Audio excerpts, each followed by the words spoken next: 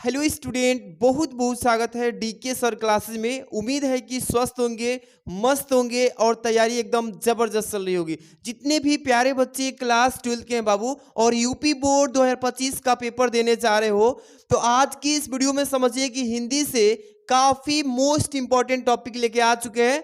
आज की इस वीडियो में देखिए बाबू, मोस्ट इंपॉर्टेंट जो पेपर में 100% ये पूछा जाएगा, जो कि आप देख सकते हैं, आतंकवाद समस्या एवं समाधान।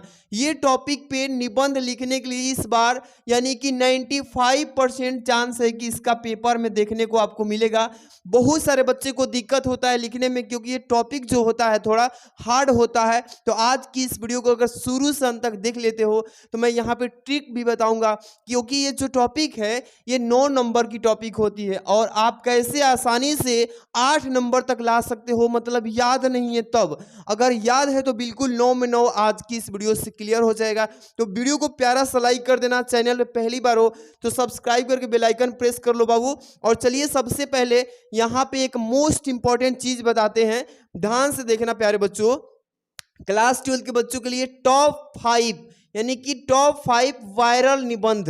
इस वीडियो में हम 5 इंपॉर्टेंट निबंध आपको बता दें, अगर उससे अच्छे से तैयार करके जाते हो जो बार बार में पेपर में आने वाले टॉपिक्स हैं, समझिए कि आपका काम जो है निबंध का खत्म। यहां पे देखो बाबू, मोस्ट इंपॉर्टेंट की बात करूं तो पर्यावरण प्रदूषण कारण एवं निवारण। पेपर में इसी टॉपिक से पेपर में आते हैं एकदम कि पर्यावरण प्रदूषण जो है इसका कारण क्या है और इसका निवारण कैसे होगा, इस टाइप से पेपर में आएगा। तो ये टॉपिक तैयार करके जाना प्यारे बच्चों। अगली टॉपिक है बाबू कि आतंकवाद कारण और निवारण। ये भी पेपर में इसका आने का काफी चांस है। तो ये जो टॉपिक मैं बता रहा हूं इसको अच्छे से ध्यान देकर गहराई से इसको तैयार कर लेना, ठीक। इसके बाद है अगला टॉपिक, विद्यार्थी के जीवन में अनुशासन का महत्व क्या है। इस टॉपिक को पेपर में देखने को जरूर मिलेगा, इसलिए इस टॉपिक को अच्छे से पढ़ के जाइएगा। अगला है प्यारे बच्चों, राष्ट्रीय शिक्षा नीति 2020 यानी कि NCF। यहाँ ये वाला जो है ना, इस टॉपिक पे पेपर में आने का काफी चांस रहता है, ठीक। अगला टॉपिक है बेरोजगारी समस्या और समाधान। ये पांचों टॉपिक को आप अच्छे से एक बार स्क्रीनशॉट ले लो और बढ़िया से इस टॉपिक को तैयार करना, पेपर देख के आना तो बोलना कि सर हाँ जो बताए थे सेम वहीं से टकराया हुआ है। चलिए हम लेके चलते हैं बाबू। यहाँ पे देखिए सबसे मोस्ट इंपॉर्टेंट ये पेपर में जो आएगा, ये प्रश्न उत्तर संख्या आपके कितने पर रहेगा, 14 नंबर पर रहेगा और ये 9 नंबर का टॉपिक आता है। बहुत बच्चे डरते हैं कि मेरा छूट जाएगा, तो डरना नहीं है, मेन टू द पॉइंट चीजें सीख लो। देखिए आतंकवाद समस्या एवं समाधान पे जब भी आप टॉपिक पे निबंध लिखोगे, इसमें मेन चीज आपको क्या करना है, इस टॉपिक के बारे में मेन जो हेडिंग है ना, हेडिंग बस याद कर लो कि मुझे इस हेडिंग पे लिखना है। अब उस हेडिंग से रिलेटेड आप उतना तो छोटे बच्चे हैं नहीं, उतना काफी आपके पास नॉलेज है कि उस हेडिंग से रिलेटेड कुछ ना कुछ बना के 4 लाइन 8 लाइन जरूर लिख सकते हैं, है कि नहीं। चलिए पहले आपको एक एक चीज समझाते हैं, ध्यान से देखो, वीडियो को लाइक करना और शेयर कर देना दोस्तों में। सबसे पहले आतंकवाद का अर्थ लिखेंगे कि मतलब इसका अर्थ क्या होता है आतंकवाद का। तो देखो आतंकवाद यानी कि पूर्णतः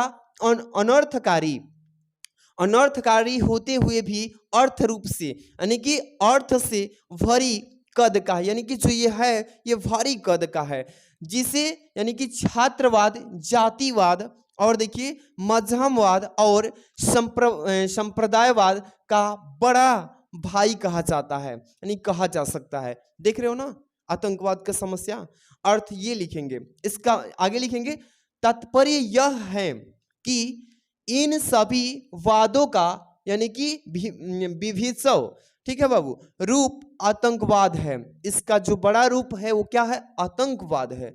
लिखेंगे कि यह तो यानी कि विघटन, यह तो विघटनकारी यानी कि तत्वों द्वारा यानी कि स्वार्थवर्धन होकर, यानी क्या होता है, स्वार्थवर्धन होकर किया गया यानी कि सामूहिक हिंसात्मक प्रयास। क्या लिखेंगे, सामूहिक हिंसात्मक प्रयास है।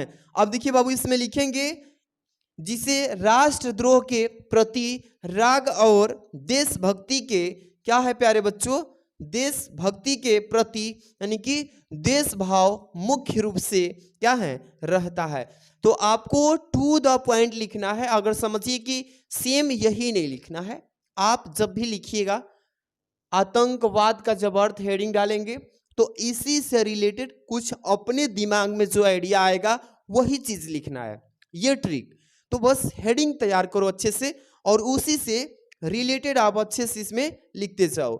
अगले पॉइंट क्या लिखेंगे प्यारे बच्चों, यहां पे देखो हेडिंग कि आतंकवाद के कारण और उद्देश्य क्या है, कि आतंकवाद के कारण मतलब क्या है और इसका मेन उद्देश्य क्या है, ये हेडिंग तैयार कर लो और इसमें टू द पॉइंट लिखो बाबू, ठीक है। जैसे अर्थ के अंतर्गत प्रस्तुत आतंकवाद के स्वरूप के आधार पे, स्वरूप के बाबू आधार पर इसके कारण और उद्देश्य स्पष्ट है। क्या स्पष्ट है, ऐसे लिखोगे कि आतंकवाद व्यक्ति यानी आतंकवादी व्यक्ति मात्र एक माध्यम, मात्र जो है एक माध्यम होता है, उसके हाथ और हथियार किसी दूसरे के होते हैं, ठीक है। यही इसमें लिखना है बाबू आतंकवाद के कारण और इसमें उद्देश्य में। आगे थोड़ा सा इसमें अपने से भी आइडिया लगा कि यहाँ से लिख सकते हैं कि उसे दिशा भी दूसरे व्यक्ति बताता है, यानी कि उसका गाइडेंस जो होगा कोई दूसरा करने वाला होगा। आतंकवाद भी क्या लिखेंगे कि आतंकवाद भी एक पत्थर ही है, ठीक है, जो जाति और धर्म, यहाँ पे देखिए बाबू जाति धर्म भाषा, ठीक है, तथा क्षेत्र आदि को क्या करता है माध्यम बना करके क्या करता है बाबू प्रगति पथ पर यानी कि गतिरोधक बनकर आगे की तरफ रखा जाता है, यानी कि किसी के कार्य में इसमें बाधा डालने के लिए इस तरह से किया जाता है। प्रतिरोधक पूरे देश कह सकते हैं कि प्रतिरोधक जो होता है पूरे देश में अस्थिरता पैदा कर देता है। इसी तरीके से आप भी आराम से लिखेंगे। बस आपको करना क्या है कि मेन जो चीज है आप हेडिंग याद करके रखिए और इसी हेडिंग से रिलेटेड कुछ अपने से भी आइडिया लगा के लिख देंगे तो 1 नंबर कटेगा और इसमें ज्यादा नंबर कटने की चांस नहीं होता है। और अगली हेडिंग बाबू देखो ध्यान से, लास्ट वाली हेडिंग जरूर डालिएगा कंक्लूजन का, उसी पे एग्जामिनर फोकस करता है कि लास्ट में जो बच्चा हेडिंग होता है निष्कर्ष लिखा है कि नहीं।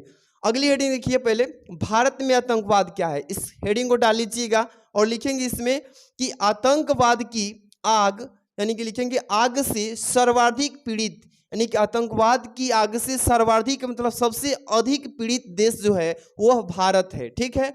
हालात जो है यहाँ के यहाँ तक आप पहुंची है, लिखेंगे कि हालात यहाँ तक आप पहुंची है कि 13 दिसंबर 2001 को हमारी संसद, ठीक है बाबू, हमारी संसद पर हमला हुआ था, हमारी संसद पे क्या हुआ था हमला हुआ था। ऐसे ही लिखेंगे, याद रखिएगा।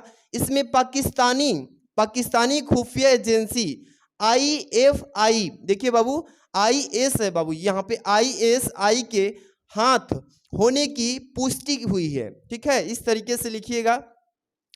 ऐसा है कि हमला, लिखेंगे ऐसे ही कि ऐसा है कि हमला जम्मू कश्मीर यानी कि विद्यमान सभा पर भी यानी कि हो चुका है।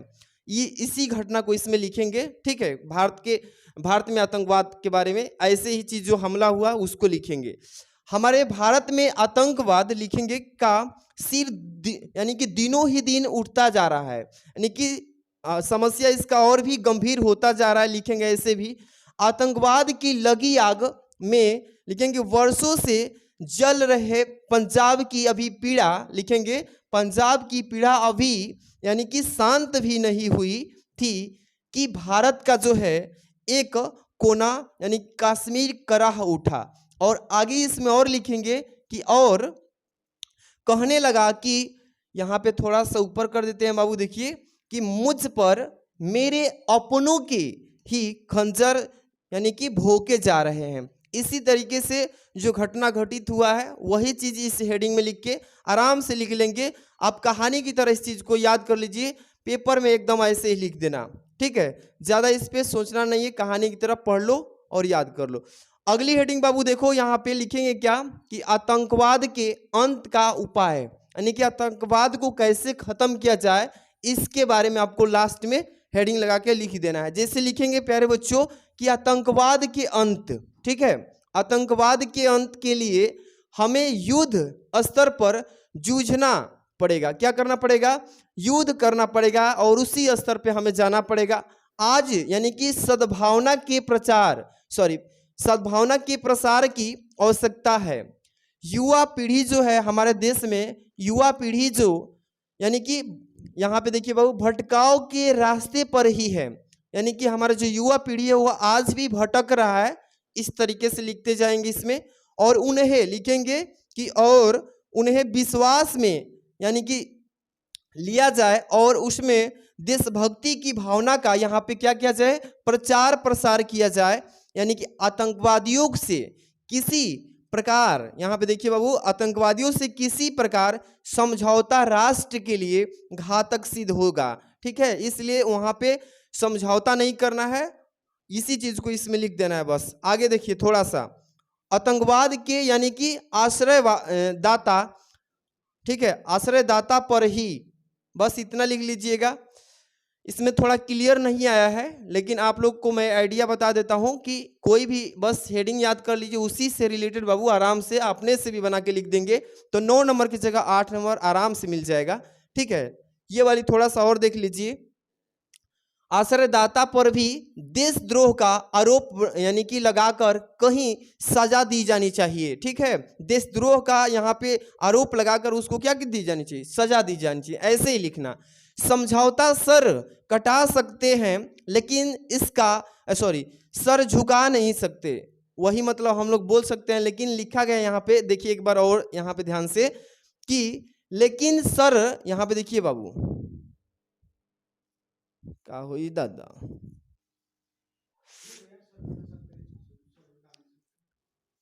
हाँ बोला भाई, कम मिनट होइल बताइन देखनो काट ले हाँ चलो देखिए बाबू इसके आगे कि लेकिन झुका सकते नहीं के सिद्धांत से प्रेरित हो जाए ऐसा समझौता कठिन हो सकता है किंतु असंभव नहीं। मतलब यही चीज आराम से निबंध में लिख देना है जो पहले की घटना घटित हुई है।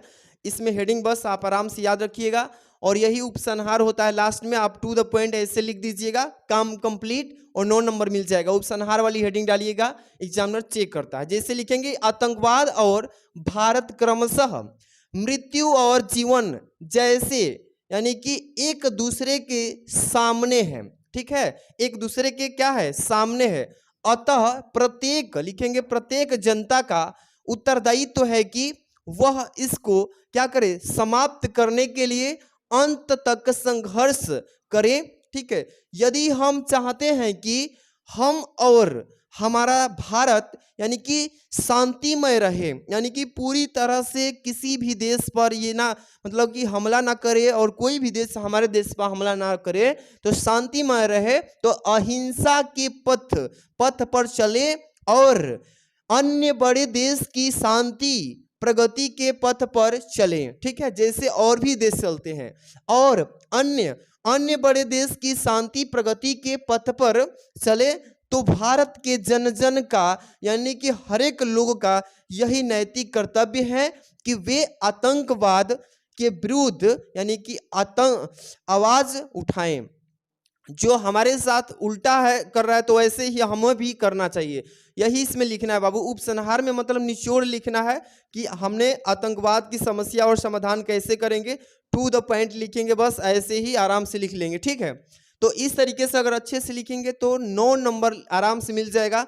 अगर कोई बच्चे को ये टॉपिक याद नहीं होता है, फिर भी आप वो मेन हेडिंग याद कर लीजिए कि कौन कौन सी इसमें हेडिंग होगी, और हेडिंग से रिलेटेड कुछ अपने से भी आइडिया लगा के उसमें बना के भी लिख देंगे तो भी 1 नंबर कम होगा, लेकिन आपको 8 नंबर मिल जाएगा। तो आपको छोड़ के नहीं आना, आराम से वीडियो को प्यारा सा लाइक कीजिए, शेयर कर देना दोस्तों में। मिलते हैं आप नेक्स्ट टॉपिक लेकर आ रहे हैं। Thanks for watching.